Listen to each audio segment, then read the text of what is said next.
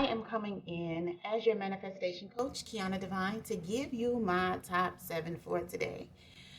This morning, as I woke up in the 4 o'clock hour, I got inspired by my brother, Nehemiah Davis, and he had a message, and it was about doing something abnormal.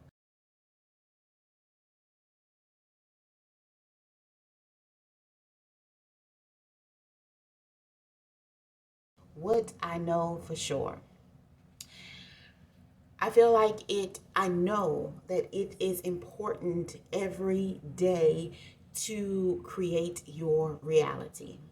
And for me, creating my reality would be journaling, taking out pen and paper and writing notes, listen to inspiration or motivational speakers, listening to high vibrational music, affirmations, and all of that jazz. I have a new book and course out. It is entitled From the Diary of a Multimillionaire: 3 Steps to Attract the Money and Everything Else. And with that piece of work, we embody the idea of becoming magnetic. Becoming magnetic is basically getting turned on. In the book, I go through great detail about it, letting you know the power of being magnetic and the whole idea around it. So if you have not registered for the class yet, as well as purchase your books and the rest of your material, definitely go ahead and do that. Links will be available for you somewhere around this video. Now, my top 7 today is just a reflection of where I am in my life, while taking the time to reflect periodically. I ultimately get to the place to where I am creating my future. Okay. In the book, we talk about there's a time for you to reflect, there's a time for you to live in the present, and there is a time for you to create your reality, which is living in the future.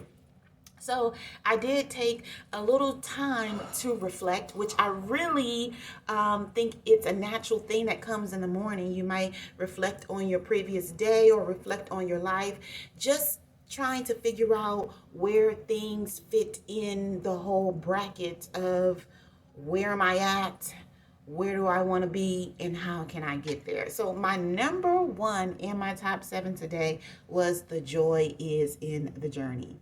I'm in a really great part of my life right now. Today is a really wonderful day for me because one of my twins, the oldest twin, is graduating from high school today. And when I think about the whole idea of the joy being in the journey, motherhood and what it took to get here, and how it would be so easy to overlook such a wonderful and remarkable time or experience and not celebrate. Along with the idea of celebrating yourself, sometimes yourself comes with involving other people. So if you are attached to certain situations, if you are attached to certain things in your life, if you had obligations and you stood up for them obligations and you were able to see your way through and prosper and move forward, that would also be celebrating yourself. So this is a time for me not only to celebrate her and her journey, but also to celebrate myself for sticking in there. The joy is in the journey. I truly believe that life is not about all those big moments that you have, but it's about the small moments that it takes for you to get to the big moment. Because that big moment only lasts for seconds, it only lasts for minutes, it only lasts for hours. But the journey that you took in order to get to that big moment is what defines your character. You know, these are character traits. It builds your character and how you got through it. Were you frustrated while going through it? Were you overwhelmed while going through it? Were you happy while going through it? Were you excited? Were you elated? Were you honored while going through it? Was it a privilege? I talk about privilege a lot also in the book. And privilege it goes hand in hand for me with inspired action. Were you inspired uh, via being magnetic to go through the experience? What I know for sure is that this is not one of my top 7, but what I know for sure is that it is relatively easier to enjoy the journey when you are aligned and when you are connected to the highest version of yourself, when you're tapped into that God force, that God source, when you are in tune, connected, and aligned, when you are in a good space, it is so much easier to enjoy the journey and not take things so harshly or serious, or necessarily be disgruntled about certain things that could get us off schedule, like time and, accomplishing everything that we want to accomplish. It makes you feel, when you are connected and aligned, that everything is working out for you, which is one of my top 7. The joy is in the journey. Everything has cycles. Okay, so some things need to be set to the side until you are connected enough with yourself and you are aligned with yourself. And it's the next logical step for you to reevaluate those situations. Maybe you evaluate a situation and you figure out that it's not for you, or a materialistic object, or an individual, or a relationship, or a business, or a career opportunity, whatever it may be. You evaluate your situations, you figure out what's working for you and what's not. If it's not working for you, it is to your best interest to prioritize your happiness and set that thing to the side. Now, there comes a season where you're going to have to get back to that thing, and evaluate it again to figure out if it is what's going to work out for you or what you want. So enjoying the journey means to evaluate and reevaluate situations, money, products, material things, relationships, desires, goals, and all of that. Enjoying the journey also means to live in the present. Enjoying the journey requires us to live in the present. And what that means for me is taking the time to stand and look around and breathe and hear and tune into self and check into self to see how self is doing, and acknowledge the greatness that's before me. Acknowledge what I have accomplished. Acknowledge the steps that it took me in this journey to accomplish that in which I have. Whether that be, a marriage, whether that be raising the kids, in my case, because my daughter is graduating today. Just reflecting and standing in that and realizing the perfection in it and overlooking the imperfection completely. Things could always be better. Things could always be more perfect. And then sometimes they can't. They are just what they are. And it is our duty, it is our obligation, it's my duty and my obligation to allow myself to enjoy the journey and relish in the moments that I have right here and right now. So, to acknowledge that my life is perfect. Right now, I am where I'm supposed to be. I am in my happy place right now, here and today. Enjoying the journey means to me accepting that all is perfect. My life is perfect right here and right now. And that's kind of like a sense of giving gratitude. So my top 7, the number one thing that I know for sure is that the joy is in the journey. And I talk about that a great deal in the Diary of a Multimillionaire, 3 steps to attract the money in everything else. The second thing that I know for sure, that it's my job to place myself where I see myself. It is my job to place myself where I see myself. And this went along with what Nehemiah was talking about this morning. And he said that many people want this life and they don't know how they're going to get from where they are to where they want to be. And they have to understand that where they are is their now story. They're not going to be there forever. So essentially, it's up to you to create your future. How do you create your future? You attract the things that you need around you. And I talk about this a great deal in the book as well. It is your obligation to have a desire, but move past it being a desire and accept that it is yours. Abraham Hicks and Jerry Hicks, they put out a beautiful book called Ask and It Is Given. And in this book, basically the message behind it is whatever it is that you can ask for, it is there for you to obtain. But the missing key is you have to place yourself over there to get it. And what that means, or place yourself in the frequency to receive it. You don't have to beg any longer for what it is that you want. You say that you want it and you be it. You say it, then you be it. You say it and you align with it. You say it and you get around the people who have it. You say it and you research it, you get obsessed with it. You say it and you make moves. Hopefully those moves are inspired action, although we do have physical action that you could take as well.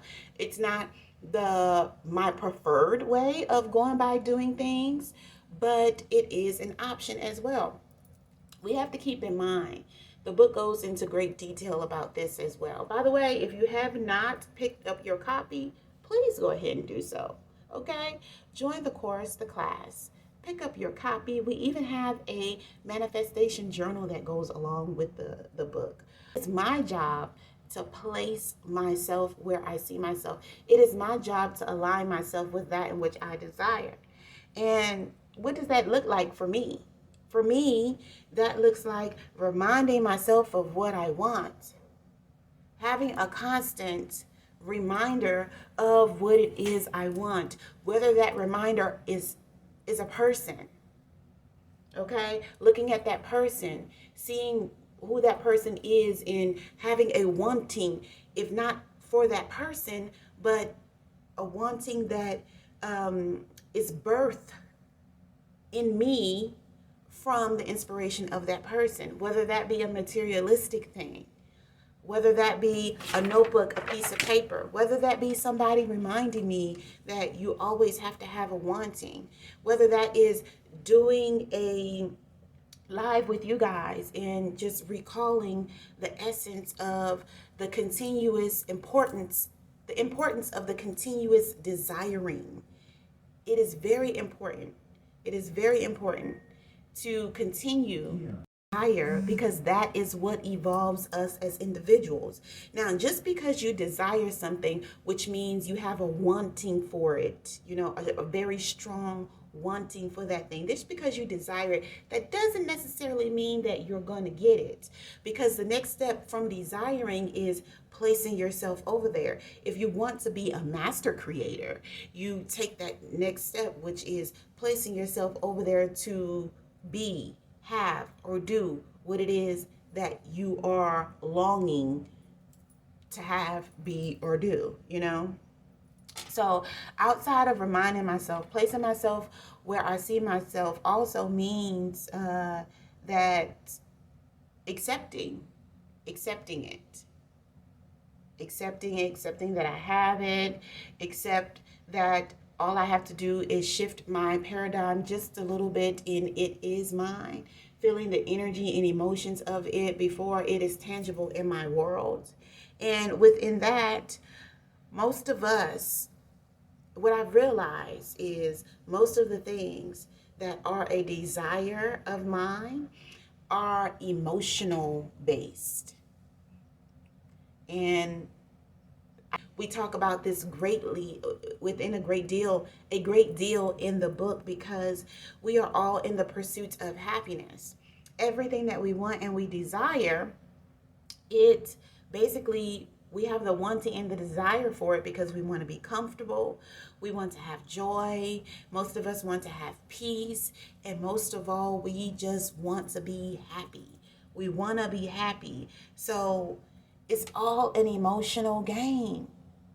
That is the crazy part about it. So placing myself where I see myself means that accepting my desires and turning them into my physical reality myself, not waiting on any outside source to do it, and knowing that it's an emotional thing. How will I feel? How do I feel now that I have what I want? How do I feel? What essence is this going to bring me? What energy is this going to bring me? What frequency is this going to heighten me to? So, staying with the idea that it is my job to place myself where I see myself, since I know that I am abnormal. I consider myself to be abnormal because I am a deliberate creator, which means I live my life intentional based. That means whatever it is that I'm doing it with the intention to get a specific result, and I call that result out. I use segment intending. Segment intending is one of the ways that we can become magnetic. And what it is calling out what you want this next scene to be in your life. Calling out what you want this next shift to be in your life. So if I am sitting here with you, having a conversation with you, my intentions is for you to understand me, for us to have an energy exchange and a flow, and for us to both walk away from this situation better people, or having a new overstanding and having a better connection, a better line of frequency. The frequency between us should be stronger because you're getting to know me a little more and I am getting to know you a little more. That is intentional. So since I am an abnormal person and not everybody chooses to live their lives intentionally, then it is my job and my duty to do something abnormal on a regular basis, meaning AKA every day. What's going on that's abnormal in my world today? There should always be something going on that's abnormal, because that's the only way that I'm going to be able to sustain the frequency of being abnormal and different if I continuously, habitually have a ritual for abnormal things to happen in my world. It's my job to place myself where I see myself. I have to intentionally do abnormal things, make abnormal situations happen in my life. It's also create a dominant thought in my mind. If I place myself where I see myself, I am constantly creating a dominant thought in my mind. My question to you would be, what's your dominant thought for the day? Like, what is your dominant thought overall? It might not just be for today. It might just be for this season in your life. Do you have a dominant thought for this season in your life?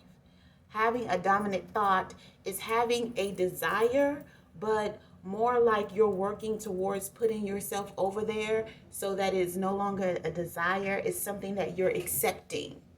You know, are you accepting millionaire status? Are you accepting multi-millionaire status? Are you accepting the fact that you are a New York Times bestseller? Are you accepting the idea that you are very impactful? Are you accepting the idea that you are a leader? Are you accepting the idea that you have the materialistic possessions that you have?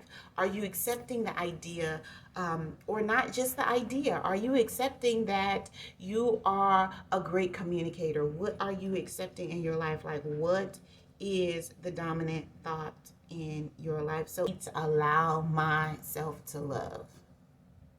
I know that I need to allow myself to love not only me, but the situations around me, the people around me, just overall. I want to beam an energy of love. The fourth thing that I know for sure is, this is what I know for sure, and I found this out many years ago. It took a very tragic situation to occur in my life for me to realize that all is well. It really is.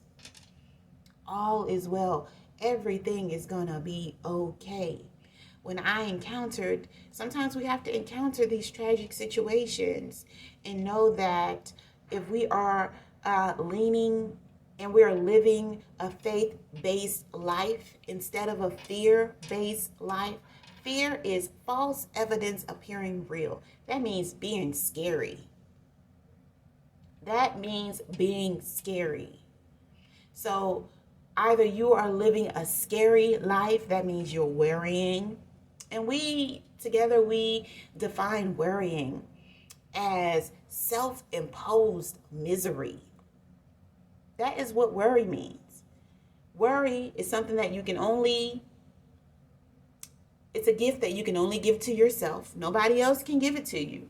Now, they can offer you a situation for you to worry about, but nobody else could give you this gift. And this gift of worry is self-imposed because it is up to you to accept it. Misery.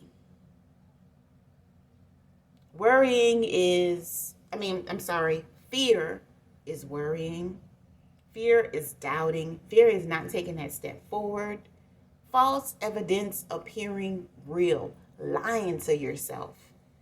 So you can choose to live that life, a fear-based life, or you can choose to live a faith-based life. So today, one of the things that I know for sure is that I'm not living a fear-based life. I refuse to. I live a faith-based life. So many years ago, I learned that all is well and that I will always be protected and provided for. Not because of one individual person, not because of a man, not because of the government, not because of assistance, not because of anything that's outside of me, because of the God within me. All is well. I will always be protected and provided for. Everything is okay. Abraham Hicks said to me that she was telling this story about how she was on an airplane and it was this young baby. He was old enough to sit in his own seat on the airplane, and the airplane took off and this baby started to panic, and his mom wasn't sitting with him, but his mom wanted to go to him when the baby started to panic, but the flight attendant gave the mom an eye, said, "You bet not get up while this plane is taking off. You are not." And there's nothing like hearing everything is going to be okay from a person that you trust, like your parents, especially a mother. There's nothing like a mother's love to tell you everything is going to be okay. And it's like if we could feel that same energy to know that all is well, everything is working out for us, everything is supposed to work out for us, and everything will be okay. Wouldn't it be amazing for you to feel confident and know that everything is going to be okay all the time? Like all the time, being in the energy of knowing that everything is going to be okay, that you will be taken care of. And with knowing that, we have to realize that we automatically feel nurtured when we wake up in the morning. We automatically fluctuate our energy with knowing that all is well. We wake up most of the time feeling that all is well until we start to think. And when we start to think, we think of yesterday's problems, yesteryear's problems, what you got to do, and all of that. When these thoughts flood our mind, we have to filter these thoughts out, because these thoughts bring us feelings of anger, resentment, doubt, worry, and they leave us battling ourselves. Okay? So how do we separate ourselves from the God force within us that knows that all is well? Because we allow thoughts of anger, resentment, doubt, worry beat us up. We allow these thoughts to beat us up. And we allow these thoughts to beat us up because we are the only ones that can control these thoughts. So when we are feeling that separation, and when we're feeling that everything is not okay. We caused it. Man is maker of his own reality through his daily thoughts. We are the ones who bring ourselves and allow ourselves to be in a situation where we're beating up on ourselves by allowing us, our body, our flesh, to encounter these emotions that are not so good. Anger is not so good. I mean, it can take us to a good place after we're done with being angry, but anger is not a good vibrational frequency, nor is resentment or doubt or worry. We just talked about worry being self-imposed misery. So, in order for us to get back to the state where we know that all is well, we have to stop beating up on ourselves. Now, it is very natural for us to tap into these emotions. You have to understand that it's natural for you to tap into these emotions. These emotions bring you discomfort so that you can figure out what you like and what you don't like, what you want and what you don't want. But you also have to have the understanding that you are putting yourself through this by the time length that you stay in these particular frequencies. Yes, it is okay. It is natural for you to tap into these frequencies. But how long are you going to stay pissed off? How long are you going to stay in the frequency of anger? How long are you going to stay in the frequency of resentment? How long are you going to continue to doubt yourself in the situations that are around you and the people that are around you? How long are you going to continue to worry?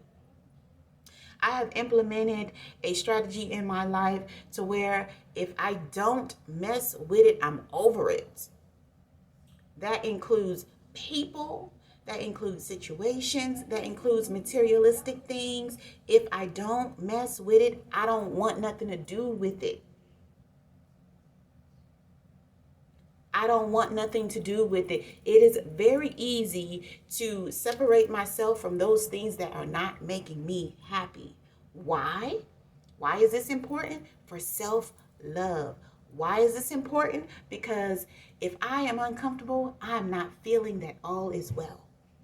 I am not feeling that I am being taken care of.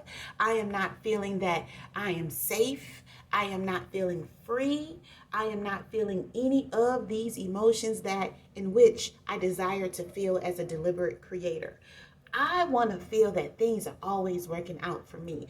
I want to feel like everything is going my way every time, even if that includes compromising with someone. If you compromise with someone, that doesn't necessarily mean things are not going your way. It means it's going your way a little and it's going their way a little. So pucker up, buttercup. That's just how it goes.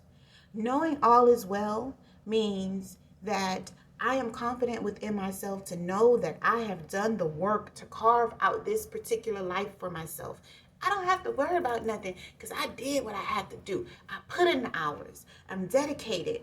I sacrificed. I gave the time. I created the rituals. I am habitual. I did what it is that I have to do in order to create what I have manifested in my life. And I don't have to worry about going back. I don't have to worry about this, that, and the other because I know I have applied myself. I've applied the pressure. Now it's time for me to reap the benefits. Now, when you do have to worry about things is when you don't apply the pressure, when you don't have discipline for yourself.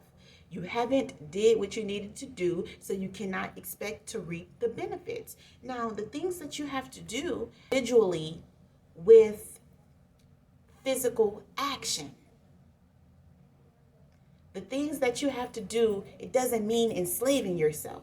The things that you have to do is a mindset shift. You shift your mindset. You put yourself in an energy. You get around the people who are on the path that you want to be on. You educate yourself. You promote self-discipline. You have structure.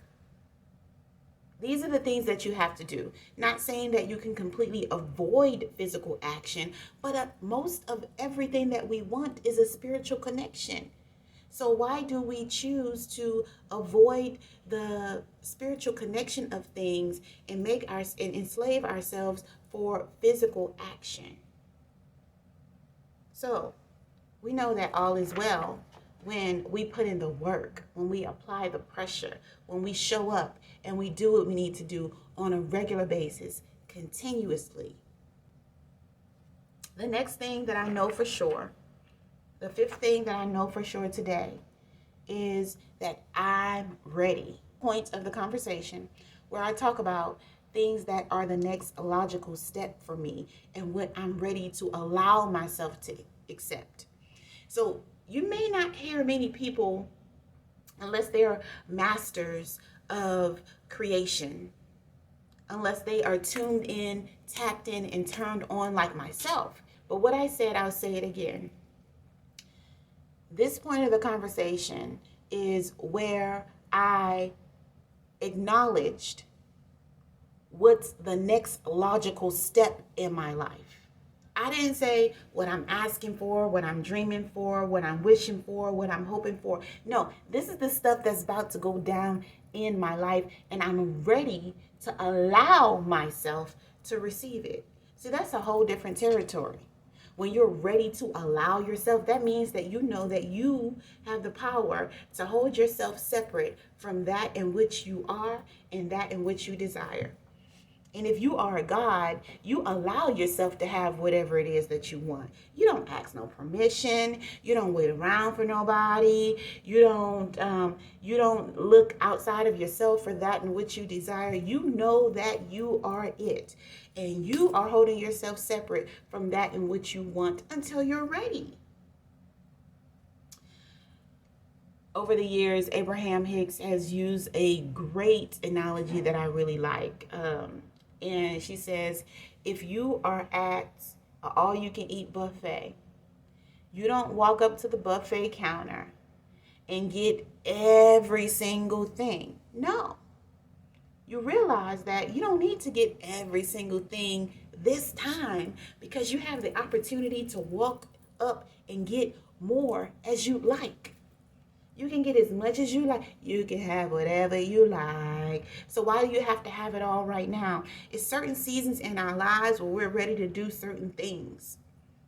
And it's up to you to allow yourself to receive that in which you desire in this part of your life. Maybe I didn't want these things in the last part of my life, the last season of my life. But these are the things that I am ready to allow myself to do now. I want to encourage you to make a list of the things that you are ready to allow yourself to receive in this season of your life. Know that you are the one who kept yourself away from those things the whole time, but it's because you weren't there. You weren't ready. He who has an ear, let him hear. You just weren't ready for those things. But now it's time for you to be ready for something. Now it's time for you to desire something else in your life. Now it's time for you to put one foot in front of the other. My mother used to say, pat and Turner. Pat goes first and Turner follows. And accept that you're ready for this next journey in your life. It's important for you to always have a wanting. It's very important for you to always have a desire, for you to look forward to want something. If not, there are some people who are 40, 50, 30, any age, but they died a long time ago because they have a wanting for nothing. Their soul and their spirit has died a long time ago. They're just sitting here living a mundane life, doing the same things every day, not improving themselves at all. No goals, no rituals, none of that. They are unsuccessful people. In the book, From the Diary of a Multimillionaire, 3 steps to attract the money and everything else, I teach you how to desire. Because when life brings you down sometimes and you go through things, you got to figure out how to start wanting again. And it's like this thing that's in the back of your head that say, oh, well, I should just be grateful for this. Oh, I should just be grateful for that. Well, I'm happy I'm on my feet. Oh, I'm happy that I got that house. Oh, I'm happy I got that car. I don't want nothing else right now. I don't think I can handle anything else right now. Oh, I'm happy I had this kid. Now I just need to sit here and take care of it. No, you can't stop. It's hard. It can be very difficult to start wanting things again once you've overcome a big obstacle or challenge. So I do go into great detail in giving you tips on top of tips on top of tips. I walk you through how to begin wanting again when you've lost that desire for wanting, when you've given up on yourself. I walk you through in 2 different sections of the book on how to start wanting again. Look, we have all been in a situation to where we're like traumatized. We don't want to move because it feels like if we go to the right, we can mess things up. Or if we go to the left, we can mess things up. If we say the wrong thing to this person, we can mess things up. If we don't take this proper action, we can mess things up. You just don't know where to go. You just don't know what to do. So with all the tips that I offer you on how to start trusting yourself again, aligning with the higher power, the God within you, we do cover how to want again, how to start desiring again, and how to turn that desire into something that's more permanent, something that is a part of your physical reality. The 5th thing that I know for sure, so I encourage you to make a list of the things that you're ready for. What's the next logical step in your life? Short term and long term. Make a list, a separate list of things that you've been wanting that they just haven't come into fruition yet, so you can remind yourself of some of those old stale wants, because it's time for you to rekindle those, because those made you happy at some point.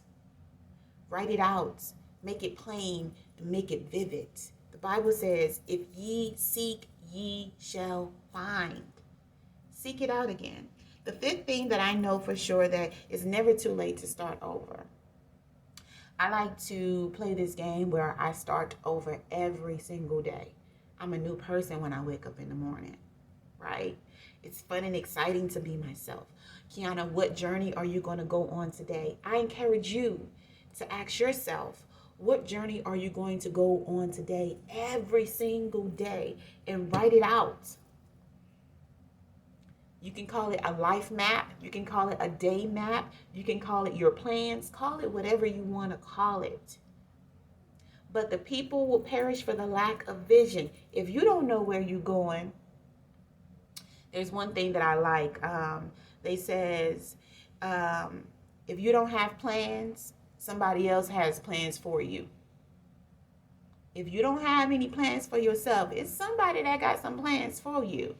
Somebody got some plans for you. People will perish for the lack of vision. It's important to be visionaries, y'all. I encourage you to start over every day. Forgive yourself. Love yourself. Ask yourself for forgiveness. If you got to ask an individual for forgiveness, shoot, just go ahead and do it and get it over with. Honey, you might have to have your eyes closed while you're making that phone call. You know, you might have to quickly send that text message out. You might have to send that email out, or whatever it is. Ask for forgiveness for you. Ask yourself for forgiveness and start over. Start over.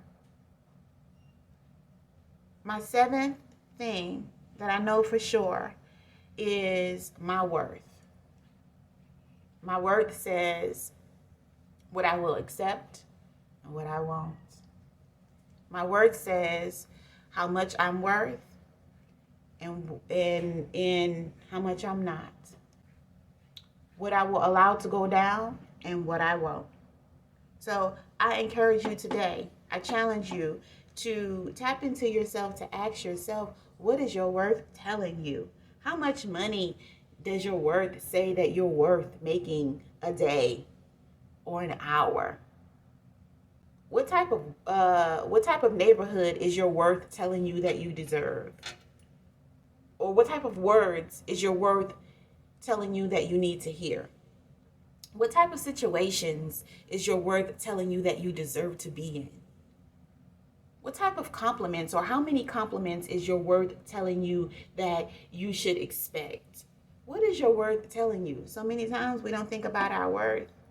So we stay in situations too long, stay in relationships too long, be around people, certain individuals too long, wear the same clothes for too long because that's all we have, you know.